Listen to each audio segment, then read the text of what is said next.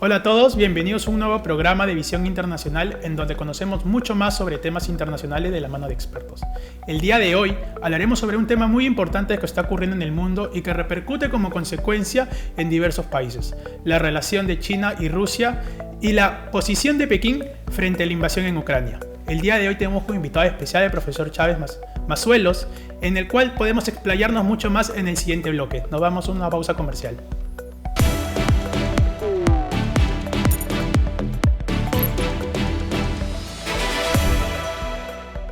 Como les comentaba, tenemos como invitado especial al profesor Chávez Mazuelos, quien es magíster en Relaciones Internacionales y es especialista en la política internacional de China. Un gusto tenerlo con nosotros, profesor. Muchas gracias, un gusto estar con ustedes. Profesor, para empezar, creo que varios de nosotros ya conocemos qué significa Rusia. Sin embargo, actualmente China está teniendo mayor presencia dentro de la comunidad internacional. ¿Podría empezar dando un contexto de por qué actualmente es tan importante China? Bueno, hay cuestiones que son hechos, ¿no? Es una potencia demográfica. Bueno, se dice que India acaba de sobrepasar a China en población, pero sería la segunda potencia demográfica del mundo, es la segunda potencia económica del mundo, es una potencia nuclear. Estamos hablando también de un miembro permanente del Consejo de Seguridad de las Naciones Unidas, de un país que para más de 140 países del mundo es su principal socio comercial, así que ha desplegado una diplomacia económica muy importante. Estamos hablando también de una potencia tecnológica que está desarrollándose en muchísimos campos, entonces es una gran potencia en todos los campos, lo que le hace ejercer influencia en el orden internacional. Sí, estamos viendo respecto a nivel económico también, en el caso peruano principalmente, nuestro anterior socio económico era Estados Unidos, en el cual ya fue reemplazado por China, que actualmente se está convirtiendo en el primero. Y este desarrollo tecnológico, pero lo que muchos indican es que necesita un desarrollo militar para poder sobrepasar a Estados Unidos. Bueno, pero hay que tener en cuenta las prioridades que tiene China en el campo militar, ¿no? Si uno revisa la estrategia militar del año 2019, si uno revisa también el discurso del presidente Xi Jinping ante el Congreso del Partido Comunista, si uno revisa las declaraciones de Xi Jinping ante las dos sesiones en marzo, uno se da cuenta que la prioridad de China es regional, que sus imperativos en materia de defensa son regionales. Pero tiene como, se puede decir, si nos damos cuenta, Estados Unidos está teniendo ya un mayor acercamiento por parte de Corea del Sur y Japón para darle un stop a lo que está haciendo China. Bueno, entendiendo lo que sea un stop, o sea, ya hay un sistema de alianzas que ha establecido Estados Unidos que viene desde hace como 7 décadas. Claro. O sea, la alianza que tiene con Corea del Sur, la alianza que tiene con Japón, la alianza que tiene con Filipinas, con Tailandia. Hay un sistema de alianzas. Lo que dice China es que este sistema de alianzas estadounidense en el Asia-Pacífico se está coaligando con la OTAN.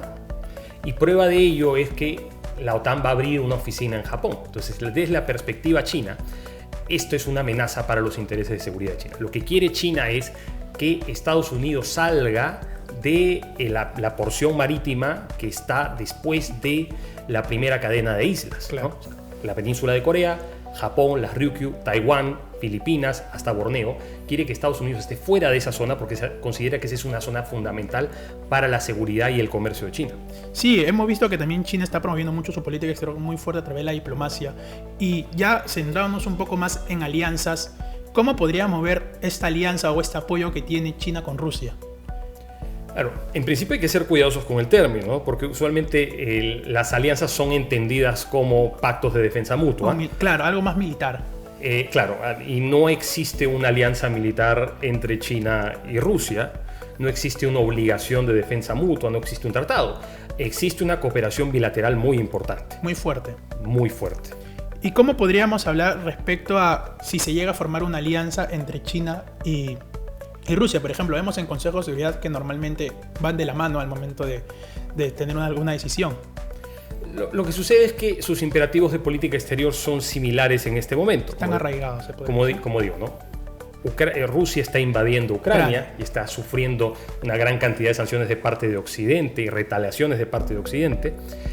China entiende que este bloque de alianzas de Estados Unidos en el Indo-Pacífico está destinado a contenerla. Entonces, China entiende que desarrollar lazos con Rusia es una forma de fortalecer su posición en términos relativos en la región del Indo-Pacífico. Y este tipo de apoyo, se puede decir entre comillas, ¿no afectaría un poco sus relaciones, por ejemplo, con Europa y no la pondría un poco más tensa con Estados Unidos? De hecho, lo está haciendo. O sea, la iniciativa principal que ha tenido China en materia de política exterior es la iniciativa de la Franja y la Ruta, que es una serie de proyectos que buscan conectar a China por vía terrestre con Europa, con África. La nueva ruta de seda, como algunos le dicen. Claro, bueno, técnicamente el nombre es una franja, la Franja y la Ruta, ¿no? Pero digamos que popularmente se le dice la nueva ruta de la seda. Y también esta ruta tiene un frente marítimo. Entonces, la idea de China es generar una serie de encadenamientos económicos, desarrollar redes de interdependencia con los países de Asia Central y con Europa a través de esta infraestructura, y también diversificar, por ejemplo, sus fuentes de energía, porque el 50% de la energía de China viene del Medio Oriente. Si hay un bloqueo en el estrecho de Hormuz porque hay una guerra entre Arabia Saudita e Irán, el 50% del abastecimiento energético de China está en peligro. Si hay un bloqueo naval de Estados Unidos en el estrecho de Malaca, esto podría ser terrible para los intereses energéticos de China. Entonces China trata de diversificar sus fuentes de energía, fortalecer sus redes de interdependencia económica, también exportar su exceso de capacidad industrial y de reducir el desbalance que existe entre la zona oriental de China y la zona del oeste. Hay una diferencia de desarrollo muy grande. Entonces, estas son un poco las bases sobre las cuales se vertebra esta iniciativa. Y esta iniciativa, ¿no debería entonces China promover o ser un intermediario para que se pare la guerra entre Rusia y Ucrania? Es que antes de pensar en eso hay que pensar por qué China toma la posición que toma, ¿no? ¿Por qué tiene esta vinculación tan cercana con Rusia? Es su frontera más larga, estamos hablando de una potencia nuclear. El hecho de que Rusia colapse generaría una situación de estabilidad en el noreste chino, que sería terrible. Estamos hablando de un aliado geopolítico muy importante. La vinculación con Rusia fortalece el poder relativo de China. China está desarrollando una relación de interdependencia económica muy fuerte con Rusia que le favorece a China. Los productos chinos están penetrando el mercado ruso, las inversiones chinas están creciendo, está obteniendo energía a un precio más barato y China entiende que Rusia es un actor importante en esta lógica de fortalecer la multipolaridad, de que el poder internacional no esté centrado en Estados Unidos y su red de alianzas occidentales, sino que hayan poderes como China, como Rusia, como India, como Brasil, como Sudáfrica, que tengan una mayor presencia en el orden internacional. Pero ese aspecto de multipolaridad, de que haya ya no solamente el poder esté centrado en Estados Unidos, ¿no considera que actualmente China está dándole una visión a los demás países que pueden también tener el poder, pero el por detrás es que China se quiere colocar únicamente reemplazando a Estados Unidos como el único hegemón en el mundo? Bueno, es que, digamos, si uno revisa los documentos de política exterior china, al menos en términos de discurso, de narrativas, ellos dicen que son antihegemonistas, que no buscan la hegemonía, que buscan la cooperación ganar-ganar, ¿no? Yo considero que más que querer una hegemonía mundial, lo que quieren es, en principio, asegurar su periferia. Tener la zona de influencia en la zona del Asia-Pacífico. En el Indo-Pacífico también tener mayor. Consolidada. Claro, China no utiliza el término Indo-Pacífico, es un término japonés que luego adoptan los norteamericanos y que tiene connotaciones de seguridad. Estás hablando de unir la cuenca del Pacífico con la cuenca del Océano Índico y hacer que un actor importante como la India juegue parte en ese juego. Y lo que también quiere China es que parte de los países de su región favorezcan o trabajen de la mano con China y no mucho con Estados Unidos. Esa es como creo que su principal meta, porque si no me equivoco, dentro de su política exterior han publicado ciertos libros, ciertos tomos en los cuales manifiestan su política exterior al mundo. Tienen una serie de libros blancos. Entonces, por ejemplo, tienen dos libros blancos con América Latina, uno del 2008 y otro del 2016. Se prevé que el próximo año pueda haber otro. Hay otro con los países árabes, hay un libro blanco con los países africanos. Entonces, tienen una agenda de política exterior muy enfocada para cada parte del mundo. Y respecto a ello, y regresando un poco al tema de la invasión a Ucrania, ¿qué le permite esta guerra, en este caso a China? ¿Cómo le permite fortalecer sus lazos con Rusia? Bueno, no quedaría, y disculpe lo corte, no quedaría mal frente a uno de los países porque estaría apoyando a alguien que viola derechos humanos, en el cual ya se le ha criticado porque está cometiendo crímenes de guerra. Es que con China hay que entender que China ve esta guerra en términos muy realistas. En términos de interés nacional, entendidos a través del prisma de la seguridad, de fortalecer su poder relativo ante la contención de Estados Unidos y sus redes aliados en el Indo-Pacífico, ¿no? Evidentemente, la guerra también tiene aristas que son perjudiciales para la política exterior china, en su proyección a Europa, en su relación con los países europeos, con los países del este de Europa, están muy dañadas, y también porque la invasión rusa de Ucrania va en contra de principios fundacionales de la política exterior china, de los 5 principios de coexistencia pacífica que acuñó Zhou Enlai en los 50, ¿no? Entonces, del respeto de la integridad territorial y de la soberanía. Para China eso es inaceptable, dice que no es un país hegemonista y que no ha invadido otros países en los últimos años. Claro. Entonces, también está el tema de la solidaridad etnolingüística. Parte del discurso ruso es que ellos hacen esta operación militar especial, porque no le llaman guerra ni invasión, en Ucrania, porque van a proteger a los rusos étnicos y a los rusoparlantes. Para China esto es muy problemático porque tienen una minoría étnica que son los uigures en Xinjiang, que es una etnia musulmana y túrquica, de habla túrquica. Entonces, ¿qué pasa si se activan estos resortes de solidaridad etnolingüística de parte de los países túrquicos de Asia Central y de Turquía para apoyar a este grupo que tiene componentes que buscan la secesión? Atenta en contra de los intereses de la seguridad nacional de China. Entonces, aquí hay lógicas que son muy peligrosas. Es un equilibrio muy complejo que China trata de mantener, aunque no llega a tener una posición de neutralidad. O sea, claro, se muestra, no es algo muy neutral como puede ser un Estado Talmón que tranquilamente no se mete. Sin embargo, sí ha tenido acercamientos, reuniones con el presidente de Rusia. Ha tenido muchas reuniones con el presidente de Rusia. El primer ministro de Rusia se ha reunido con el presidente de China hace apenas unos días. El presidente Zelensky ha conversado vía virtual con el presidente Xi Jinping por primera vez después de más de un año de guerra. O sea, China quiere jugar algún papel para encontrar un acercamiento. Ha lanzado una posición con respecto a la resolución de la crisis. No es un plan, ¿no? Y entonces en esta posición ellos dicen que ellos respetan la integridad territorial y la soberanía de todos los países, pero que a la vez quieren que se respeten los intereses de seguridad de todos los países. Es decir, ¿qué está queriendo decirnos China con esto? Debemos respetar la integridad territorial de Ucrania, pero también los intereses de seguridad de Rusia que se han visto afectados por la expansión constante de la OTAN. Y eso también se puede ver, y China también seguro tiene esta visión geoestratégica de que si Ucrania llega a ingresar a la OTAN, afectaría como que a alguien que a su alianza, bueno, no que está firmada, a su alianza o al país donde quiere tener mayor acercamiento y donde tiene un gran vínculo. Y también a la vez, si se tiene a Rusia un poco encajonado, afectaría también un poco directamente a China. Bueno, poco no, demasiado a China. O sea, ellos entienden esta lógica de la seguridad indivisible, que en realidad no es una perspectiva china o rusa. Esto viene del Acta de Helsinki en la década de los 70, ¿no?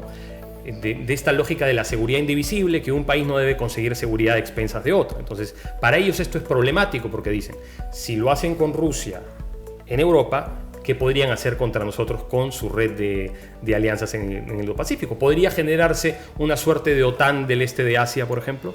El Quad podría convertirse en una alianza. Los 5 aliados de Estados Unidos en la región podrían conformar una alianza regional, porque las alianzas de Estados Unidos en la región son bilaterales. Claro. No es que si ataca China a Japón, Corea tiene que ir a defender a Japón. No. Son bilaterales. Lo que tiene mayor presencia es económica. Buscan tener esas alianzas económicas. Y centrándonos un poco más, ya me gustaría, para ir culminando, me gustaría hablar un poco de Perú. Creo que es importante que nosotros conozcamos la presencia de China en el Perú. El tema de que inversores por el megaproyecto de Chancay, ¿tendrá algún impacto en nuestras relaciones con Estados Unidos? Bueno, yo creo que hay una lógica muy pragmática detrás de la política exterior china, ¿no? De la diplomacia económica, de profundizar las redes de interdependencia.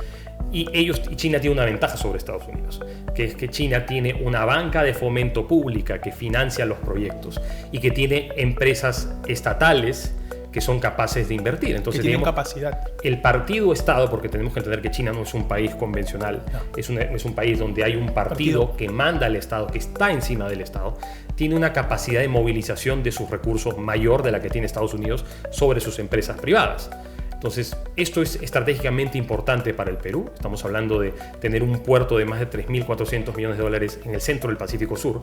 ¿En qué medida puede afectar las relaciones con Estados Unidos? Pues en qué medida Estados Unidos estaba dispuesto a invertir en una iniciativa de estas características o en otras grandes iniciativas de infraestructura. Creo que no se dé el caso, ¿no? Sí, creo que es este término que varios los conocemos, que somos su patio trasero, Estados Unidos, ¿no? Entonces, siendo Perú, entonces tenemos que tener una visión de quién puede o quién nos va a apoyar económicamente, a pesar de que puede un poco impactar en nuestras relaciones también con otros países. Por ejemplo, Chile lo ha visto de mala manera el megapuerto de Chancay, porque reemplazaría su puerto que tienen ellos.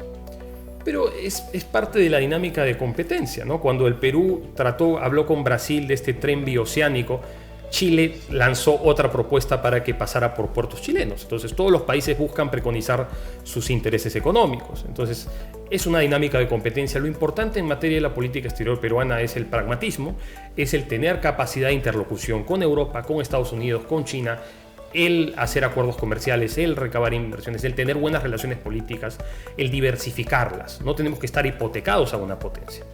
La política exterior de un país que aspira a ser una potencia media en la región debe caracterizarse por la autonomía.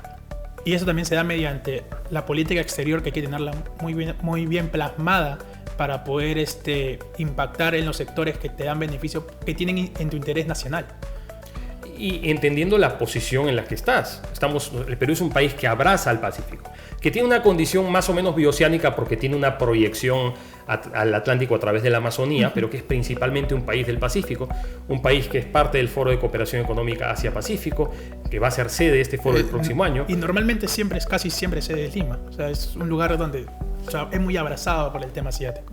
Y que, bueno, el próximo año se dice que sería en Cusco la cumbre, pero el hecho de que es la tercera vez que la cumbre se da aquí, hay que aprovechar esas oportunidades. Y APEC no solamente es una reunión de líderes, de jefes de gobierno y de Estado en algunos casos, aunque en el marco de APEC se habla de economías, sino que es una posibilidad de cooperación a distintos niveles de gobierno del sector privado e incluso de los sectores académicos de las 21 economías que son parte de APEC. Hay reuniones de comercio, de agricultura, de minería, de temas de seguridad, grupos de trabajo que se vertebran sobre distintos ejes. Entonces, la cooperación en ese marco es muy importante para desarrollar las relaciones a nivel de cooperación técnica y a nivel político con esas economías. Claro, y algo que China está muy promoviendo bien durante su política exterior es buscar cooperación con quien sea, con quien beneficia sus intereses nacionales. Eso es algo súper importante que siempre se debe destacar en el caso peruano también. Sí, es una política exterior muy pragmática, ¿no? Ellos tratan lo mismo con gobiernos de derecha o gobiernos de izquierda. O sea, hay que ir más allá de esas dicotomías de la Guerra Fría, ¿no? El marco chino de política exterior es muy distinto, es muy pragmático. Sobre todo después de fines de la década de los 90, que tienen esta política del going out, en que fortalecen su inversión en muchos países para poder abastecerse de materias primas y de energía que necesitaban para seguir impulsando su crecimiento. Entonces, hay una política muy economicista, muy pragmática y muy capaz de tratar con gobiernos de distinto signo político, ideológico, religioso. Con tal que beneficie a sus intereses nacionales. Claro, con tal de que beneficien a su interés nacional entendido de distintas maneras. Claro. ¿No? Con algunos países habrán dinámicas más de seguridad, con otros dinámicas económicas, con otros energéticas, con otros habrán lazos culturales. O sea, la política exterior no es que tenga solamente un lente, no es que la seguridad sea lo único, ¿no? Hay distintas manifestaciones, distintos intereses. Bueno, actualmente China es un actor entonces muy peculiar dentro del sistema internacional. Y bueno, profesor, quiero agradecerle por su presencia. Como tú sabes, el tiempo apremia, no puede ser muy largo. Estoy seguro que estamos de acuerdo de que podríamos hablar sobre China varias horas, porque es un país muy interesante, y quería agradecerle por su tiempo. No, muchísimas gracias por la invitación. Muchas gracias, profesor. Nos vamos a un corte comercial para ir a la parte final de nuestro programa.